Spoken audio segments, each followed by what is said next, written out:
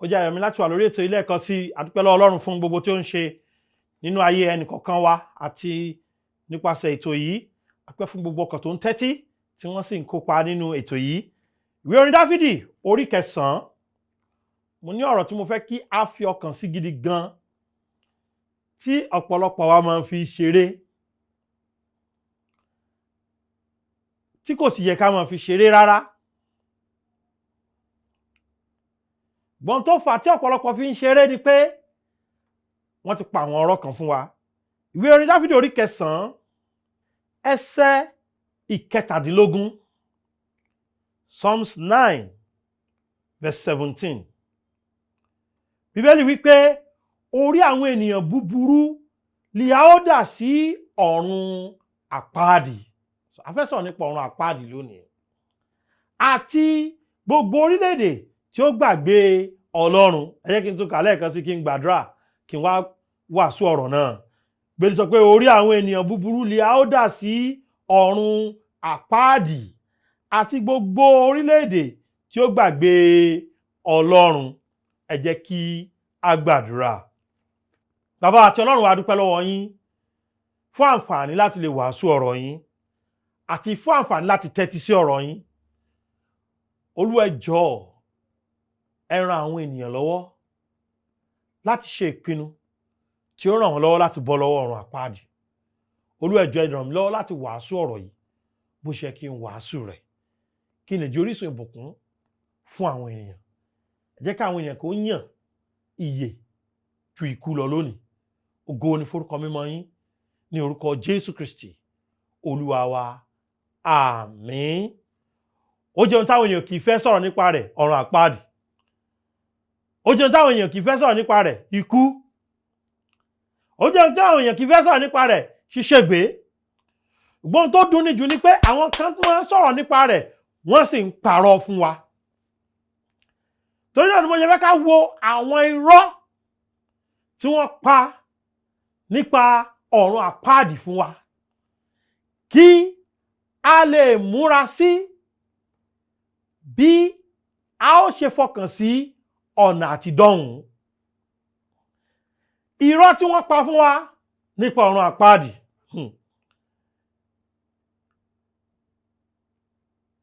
Irọ́ kìíní tí mo ti gbọ́ tí àwọn ènìyàn ti pa fún àwọn ènìyàn nípa ọ̀run àpáàdì ni pé tẹ́ ẹ bá ti gbọ́ ọ̀run àpáàdì ó túmọ̀ sí ibojì òkú. Wọ́n máa sọ pé ó túmọ̀ sí pé ibojì òkú. Àwọn ibì kan wà nínú Bíbélì tí a ti lo ọ̀rọ̀ ipò òkú fún ọ̀run àpáàdì. Àwọn ibì kan wà nínú Bíbélì tí a ti lo ibojì fún ọ̀run àpáàdì. Ṣùgbọ́n àwọn ibi tó pọ̀ jù nínú Bíbélì láti lo iná fún ọ̀run àpáàdì. Orin Dafidi orí 18. Ẹ jẹ́ kí n fi àwọn ẹsẹ̀ Bíbélì hàn wá. Bíbélì sọ ní ẹsẹ̀ 5 pé ìrora ipò òkú yí mi ká kiri, ìkẹ́kùn ikú sì dì mí mú. Ẹ gbọ́ nǹkan tó sọ, ìrora. Ibojì kì í ṣe bí ìrora. Ṣùgbọ́n àwọn ìdí nìyẹn tó fi jẹ́ pé nígbà míì tá a bá lo ipò òkú fún nínú Bíbélì kò túmọ̀ sí pé ibojì ló ń sọ̀rọ̀ nípa rẹ̀. Ó ń sọ̀rọ̀ nípa ibi ìpọ́njú nìní. Ó ń sọ̀rọ̀ nípa ibi ìnira nìní. Ó ń sọ̀rọ̀ nípa ibi àìfọkànbalẹ̀ nìní. Ibẹ̀ pẹ̀lú ó jẹ́ ibi tí kò sí ìtẹ́lọ́rùn. Orin Dafidi, ìwé òwe orí 13. Proverbs 23 ẹsẹ̀ 14. Ìwé òwe orí 13 ẹsẹ̀ 14. Bẹ́ẹ̀ ni ìwọ fi pàṣán náà, ìwọ sì gba ọkàn rẹ̀ là kúrò ní ọ̀run àpáàdì. Ó sọ nípa bíbá ọmọ wí nìyí. Ó ní náà ó lọ sì gbọ́ ọkàn rẹ̀ kúrò nínú ọ̀run àpáàdì. Ṣó wá ń sọ̀rọ̀ nípa ibojì báhùn? Ó sọ̀rọ̀ nípa bí bọ́mọ ṣe ní parun, bọ́mọ ṣe ní ṣègbé, bọ́mọ yóò ṣe lè dé ìjọba ọ̀run. ibẹ̀ làwọn kan ti jókòó pé ibojì nìkan ló ti ń sọ̀rọ̀ nípa rẹ̀, kò sọ nípa ibojì nìkan o. Ẹ kí n fẹsẹ̀ bẹ́ẹ̀lì kan wá sí ìwé Mátíù orí 5. Irọ́ tí àwọn ènìyàn ń pa fún wa nípa ọ̀run àpáàdì, ìwé Mátíù orí 5 ẹsẹ̀ 29 rẹ̀ 29. Bẹ́ẹ̀ni ní bí ojú ọ̀tún rẹ bá mú ọ kọsẹ̀, yọ ọ́ jáde kí o sì sọ ọ́ nù. Òun ṣáà lé èrè fún ọ kí ẹ̀yà ara rẹ kan kí ó ṣègbé ju kí á gbé gbogbo ara rẹ jù sí iná ọ̀run àpáàdì. Níbi Bíbélì tẹ̀tù wá múra sí, ó wá tún pé kí ni o, iná mọ́. Kí a lè mọ̀ pé ibi iná lọ̀run àpáàdì kì í ṣe ibojì, ibojì kì í ṣe ibi iná. Ọ̀rọ̀ irọ́ tí wọ́n ń pa fún wa pé ọ̀run àpáàdì ibojì ni, kì í ṣe ibojì o, ibojì kì í ṣe ibi iná. Ibi ìparun ni. Ibi ìparun ni. Nǹkan kejì tí irọ́ tí wọ́n máa ń pa fún ọlọ́run àpáàdì nípa ọ̀run àpáàdì òun ni pé kò sí tí jẹ́ bẹ́ẹ̀. Wọ́n máa ń sọ débi pé wọ́n pè wá níjà pé kò sí tí jẹ́ bẹ́ẹ̀. Ẹ máa gbọ́, má gbàgbé pé a lè lo ipò òkú fún ọ̀run àpáàdì, a lè lo iná ọ̀run àpáàdì, a lè lo ọ̀run àpáàdì fún ọ̀run àpáàdì o.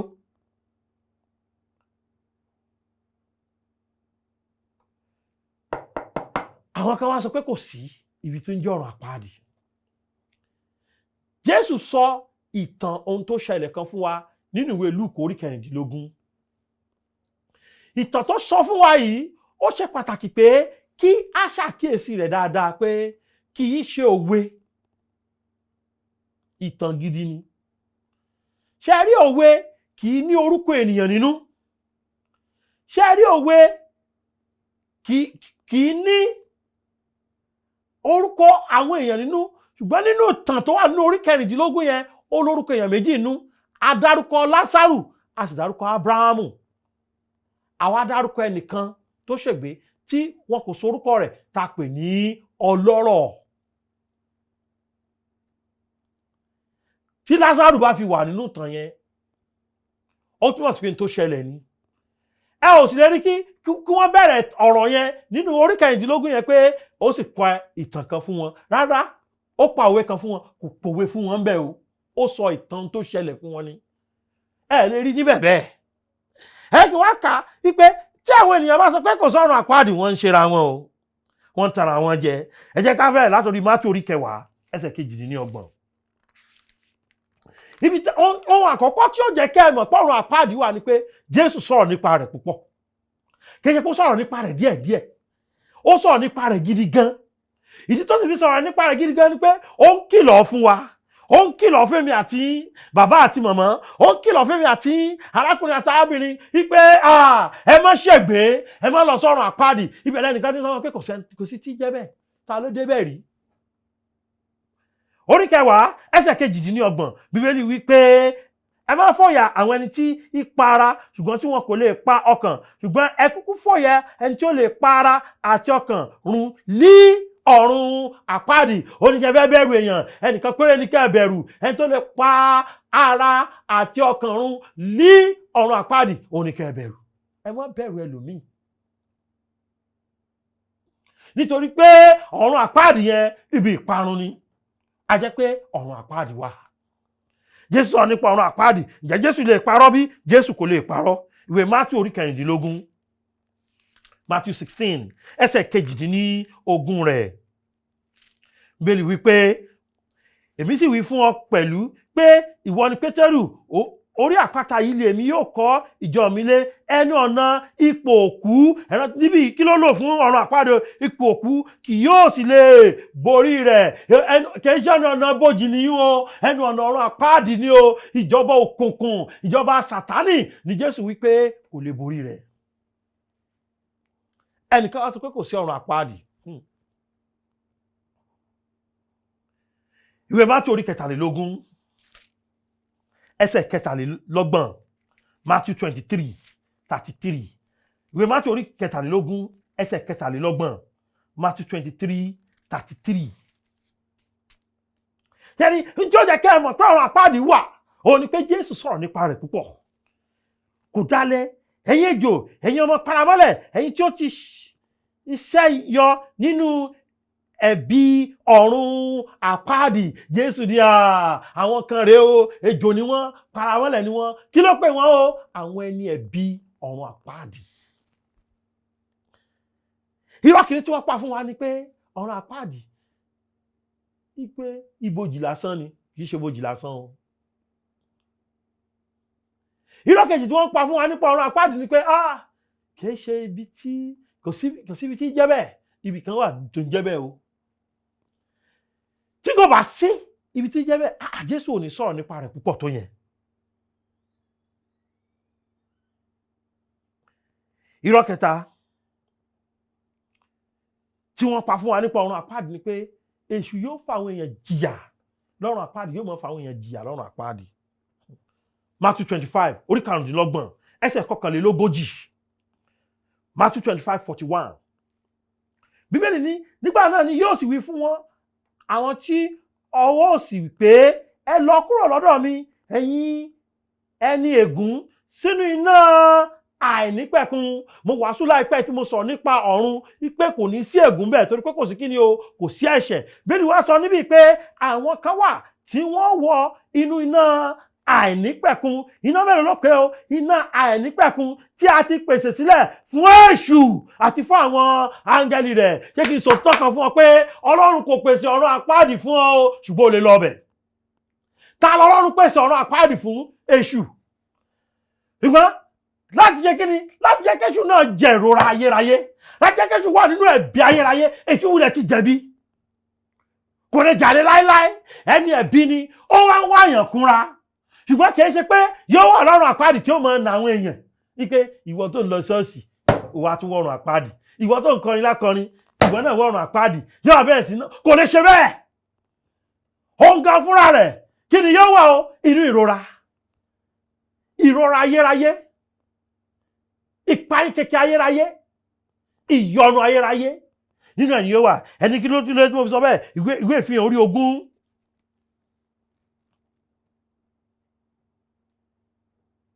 ẹsẹ̀ 10. Ìwé ìfihàn orí 20 ẹsẹ̀ 10. Ọ̀pọ̀lọpọ̀ ènìyàn ló ń tan ara wọn jẹ nípa ọ̀run àpáàdì. Ibojì lásán ni, kì í ṣe ibojì lásán. Kò sí tí jẹ́ ọ̀run àpáàdì. Jésù sọ̀rọ̀ nípa rẹ̀ púpọ̀ ju pé kó mọ̀ sí ti jẹ́ bẹ́ẹ̀ lọ.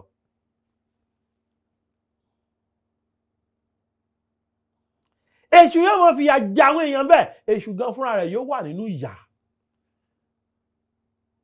Ìwé ìfihàn orí 20 ẹsẹ̀ 10. A sì wọ́ èṣù tí ó tàn wọ́n jẹ lọ sínú adágún iná àti sulfuru níbi tí ẹranko àti wòlíì èké nígbé wà. A ó sì máa dá wọn lóró tọ̀sán tòru láé àti láéláé. Inú oró gidi lèṣù máa wà àti àwọn áńgẹ́lì rẹ̀ àti gbogbo àwọn tó bá lọ sọ́run àpáàdì. Oró gidi, oró láéláé, oró àìnípẹ̀kun, oró tí kì í dínkù, oró tó yẹ pé kò sí tó le. Ṣẹ́rí tá a bá dáná tí igi bá ti jó tán tó dérú, iná yóò kú. Iná ọ̀run àpáàdì kì í kú. Oró ọ̀run àpáàdì kì í dínkù. Ìyọnu ọ̀run àpáàdì kò í di kékeré. Ìyọnu ọ̀run àpáàdì máa ń pọ̀ sí ni, kò sì ní dúró títí láéláé. Kò sọ́run àpáàdì, ọ̀run àpáàdì wà o, Jésù ló sọ bẹ́ẹ̀. Ibojì òkú ní jẹ́ ọ̀run àpáàdì rárá, ó ju ibojì lọ. Èṣù máa ń na àwọn èèyàn lára lọ́run àpáàdì, kò sí tí jẹ́ bẹ́ẹ̀, òun gan máa wà nínú ìrora ni. Àwọn kan tiẹ̀ sọ pé ọ̀run àpáàdì ìlú fàájì ni. Irọ́ tó ga jù tí wọ́n ń pa fún yín nù. Àwọn tó máa wà ń bẹ̀, àwọn onífàájì ni, tẹ́ pé ibẹ̀ yẹn á máa jó ni, ẹ máa jó. Ta ló kọ́ ọ báwọn? jẹ́ fi bíbélì hàn ẹsẹ̀ bíbélì 4 ọ̀tọ̀ọ̀tọ̀ ni wọ́n kà fún ọ lẹ́yìn ìgbà náà ni wọ́n parí wàásù yìí. Mátíù orí 8 ẹsẹ̀ 12 bíbélì wípé ṣùgbọ́n àwọn ọmọ ilé ọba lè a ó sọ sínú òkùnkùn lóde, níbẹ̀ lé ẹkún òun ìpayín keke yóò gbé wà. Kí ni bíbélì ni yóò wà níbẹ̀ o? Ẹkún òun ìpayín keke. Arákùnrin kan ṣàwàdà tí kò dáa kan níjọ́ kan, ó ní òun ò dẹ́ṣẹ̀ débi pé nígbà tọ́lọ́run bá fẹ́ sọ̀rọ̀ àpáàdì yóò bínú sọ̀run tó wọ́n kọjá tó wọ́n láǹdì síjọba ọ̀run ni. Fúnra rẹ̀ ló fẹsẹ̀ rìn wọlé. Tó o bá sì ti wọlé síbẹ̀, jẹ́ kí n sòótọ́ kan fún ọ, èyí padà jáde. Wọ́n rán mi létí pé mo fẹ́ pàkíyèsí wa sótítọ́ ọ̀rọ̀ yìí. Àwọn ènìyàn tẹ́ ẹ máa rí tí wọ́n máa ń kọ wákàtí 25 lọ́run àpáàdì, wákàtí kan, ṣé ẹ ṣàkíyèsí pé wọn kì í lọ ìjọba ọ̀run? Wọn kì í sọ̀rọ̀ ìjọba ọ̀run. Wọn ò ní èrò fún ìjọba ọ̀run.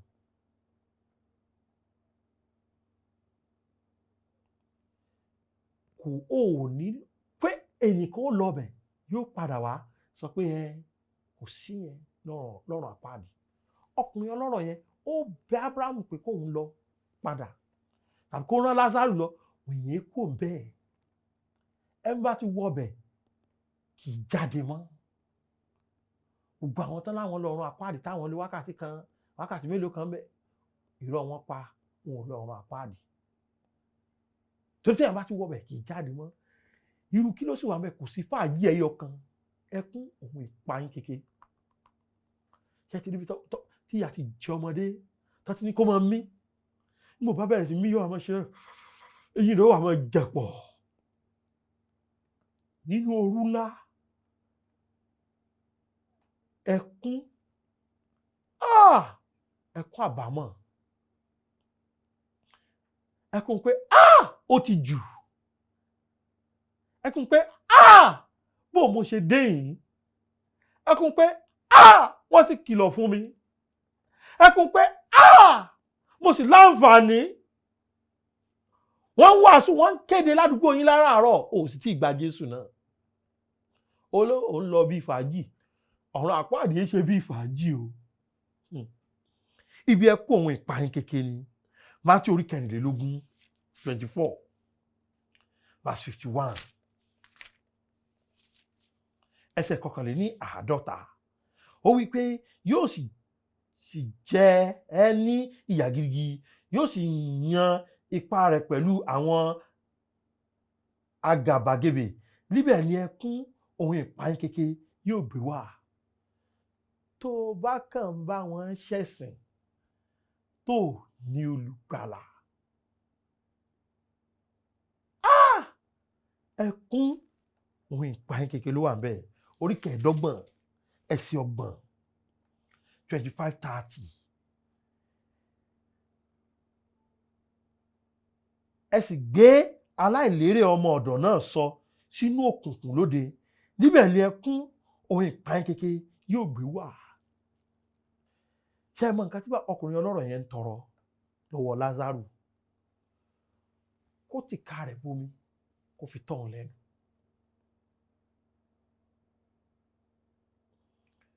Mo ń bá wọn tó jẹ́ pé kò sí ní tó lè fi wówó sọ̀rọ̀. Mo ń bá wọn tó jẹ́ pé àgbèrè àti panṣágà ni ọ́. Mo ń bá wọn tó jẹ́ pé òun fi ayé rẹ̀ ṣeré pé ọmọ kékeré ṣì ni mí. Mo ń bá wọn tó jẹ́ pé wọ́n wàásù fún ọ. Gbogbo ohun tó ń lọ ṣe nílé ìsìn, òun ni bó ṣe dolówó, bó ṣe kúrò orílẹ̀-èdè Nàìjíríà, bó ṣe di ènìyàn ńlá. Bíbélì sọ fún wa nínú ìwé Ìfihàn orí 21 ẹsẹ̀ 8 wípé ṣùgbọ́n àwọn ojo àti aláìgbàgbọ́ àti ẹni ìríra àti apànìyàn àti àgbèrè àti oṣó àti àbọ̀rìṣà àti àwọn èké gbogbo ni yóò ní ipa tiwọn nínú adágún tí ń fi iná àti sulfuru jó, èyí sì ni ikú kejì. Ìwé Ìfihàn orí 20 ẹsẹ̀ 15 Bíbélì wípé bí a bá sì rí ẹnikẹ́ni tí a kò kọ orúkọ rẹ̀ sínú ìwé ìyè, a sọ sínú adágún iná. Adágún iná ń bẹ, má fi ṣeré. Adágún iná ń bẹ, ẹ̀kún àti ìpayín kékeré ló wà níbẹ̀. Wọ́n ti tọ́ jẹ pé kò sí à. Adágún iná ń bẹ, wọ́n ti pè fún ọ ní ibojì òkú. Adágún iná ń bẹ. Jẹ́ kí n sọ fún ọ pé ẹ̀sìn kò lè yọ ọ́ ńbẹ̀. Jẹ́ kí n sọ fún ọ pé ìwà rere ò lè yọ ọ́ ńbẹ̀. Jẹ́ kí n sọ fún ọ pé iṣẹ́ rere ò lè yọ ọ́ ńbẹ̀. Nǹkan kan tó lè gbà ọ́ lọ́wọ́ adágún náà ni pé kí Jésù mọ̀ ọ́. Torí pé gbogbo àwọn tó rán lọ sínú adágún náà, àwọn tí kò mọ̀ rí ni èmi kò mọ̀ ọ́ rí. Báwo Jésù ó ṣe mọ̀ ọ́? O gbọ́dọ̀ ní ọjọ́ kan pàtó lẹ́ẹ̀kan láyé rẹ tó mọra rẹ lẹ́lẹ́ṣẹ̀, tó mọ̀ pé nítorí ẹ̀ṣẹ̀ rẹ o jẹ̀bi ikú ọ̀run àpáàdì, tó mọ̀ pé nítorí ẹ̀ṣẹ̀ rẹ apá asín ó sì jí dìde, tó wá mọ̀ pé ohun tó nílò ni pé kó gbà á ẹ̀bùn ọ̀fẹ́ lọ́wọ́ rẹ̀, òun ó sì fún ọ ní ìyà àìnípẹ̀kun, ó sì bọ́ lọ́wọ́ iná àìnípẹ̀kun. Èwo ló yàn lónìí, ikú àbíyè? Nítorí ikú ni èrè ẹ̀ṣẹ̀, ṣùgbọ́n ẹ̀bùn ọ̀fẹ́ Ọlọ́run ni ìyè tí kò nípẹ̀kun nínú Kristi Jésù Olúwa wa. Ẹ̀bùn ọ̀fẹ́ ni ìyà àìnípẹ̀kun àti wọ̀run ọ̀fẹ́ ni. Ọ̀fẹ́ ni ìgbàlà kúrò lọ́rùn àpáàdì, ọ̀fẹ́ ni. Kò láwọ́ lọ, ìgbàlà yìí sì ni ìgbàlà ayérayé ni. Kà pé Jésù sọ́kàn rẹ báyìí. Lẹ́ẹ̀kan péré yìí, ó bọ́rùn. Èmi máa ń sọ pé fi mí ṣépè pé máa wọná, mi ì lè wọná mọ́. Torí pé mo ti jẹ́wọ́ Jésù gẹ́gẹ́ bí olùgbàlà ọkàn mi. Wípé ikú sísí àtàjíǹde rẹ̀ san gbèsè ẹ̀ṣẹ̀ mi. Láti ìgbà tí mo ti pọ́ ọmọ ọdún 15 ni mo ti jẹ́wọ́ bẹ́ẹ̀. Òun sì ni olùgbàlà mi títí láéláé. Èmi kọ́ ni mo tún dì í mú, òun ló ń dì mí mú. Pé Jésù sọ́kàn rẹ̀ wípé Jésù ọmọ Ọlọ́run ṣàánú fèmí ẹlẹ́ṣẹ̀. Mo mọ̀ pé ọ̀run àpáàdì ń bẹ, mo sì mọ̀ pé ẹ̀ṣẹ̀ mi ló yóò mú mi lọ ọbẹ̀. Ṣùgbọ́n ìwọ ti san gbèsè ẹ̀ṣẹ̀ mi lẹ́kùnrẹ́rẹ́. Mo gbà ọ́ gẹ́gẹ́ bí olùgbàlà mi lónìí. Jésù wá sínú ọkàn mi kí o sì máa gbé bẹ̀. Jésù, mo dúpẹ́ torí pé o ti gbà mí là. Jésù Olúwa wa, àmín. Ṣé o ti pe Jésù sọ́kàn rẹ? Mo kí ọ kú oríire, o ti bọ́ lọ́wọ́ ọ̀run àpáàdì. Ìwọ náà ti dé ìyà àìnípẹ̀kun nu, o ti bọ́ lọ́wọ́ ìgbé àìnípẹ̀kun. Ohun tó wá nílò láti ṣe, òun náà ni pé kó máa dàgbà, kó lè di alábùkún fún. Kì í ṣe kó lè wọ̀run, wọ́n kó lè di alábùkún fún. Mo á fẹ́ pè ọ́ níjà pé mo lè ràn ọ́ lọ́wọ́ láti dàgbà sí nínú ìgbàgbọ́. Nígbà tó ti gba Jésù yìí, pè mí sórí 070 38 08 56 52 070 38 08 56 52 tàbí 070 87 68 21 22 070 87 68 21 22 tàbí 070 55 30 74 92. Ìdí mo pè ká yìí 070 55 30 74 92. Òun ní WhatsApp wa. Àlàáfíà Ọlọ́run kó máa bá yín gbé. Ó dàbọ̀. Oore ọ̀fẹ́ ṣá ni gbẹ́kẹ̀lé mi, Jésù kò fún